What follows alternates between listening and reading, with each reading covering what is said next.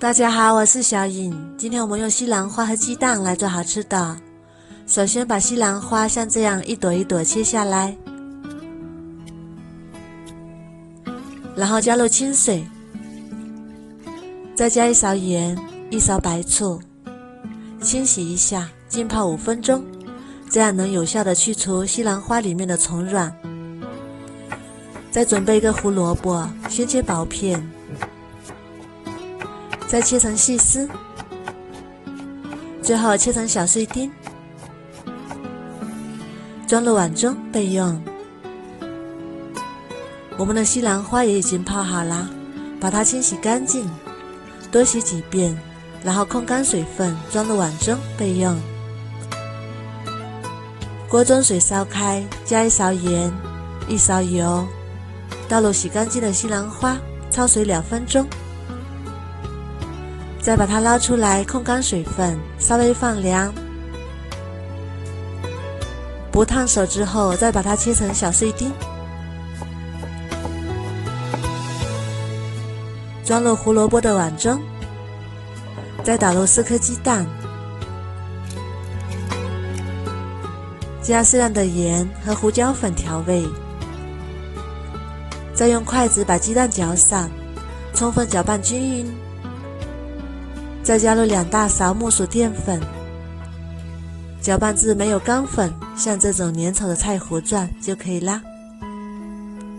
先放一旁备用。再准备一个模具或者是盘子，刷上食用油，防止粘连，再铺上一张油纸，更容易脱模。再把调好的菜糊也倒进来，然后冷水上锅，水烧开之后大火蒸10分钟。趁这个时间，我们来调一个料汁，准备适量的小米椒，切成小米椒圈，装入碗中备用。再准备适量的大蒜，切成蒜末，装入碗中。再加2勺生抽、2勺米醋、1勺芝麻香油，搅拌均匀备用。我们的鸡蛋糕也真的差不多啦，哇，好香啊！西兰花的清香，再把它取出来，稍微放凉。放凉之后，再切成自己喜欢的形状，你能感觉到它非常的 Q 弹，看一下，鲜嫩又 Q 弹，这样就可以直接吃了。蘸一下料汁，口感更好，酸辣爽口，又开胃下饭。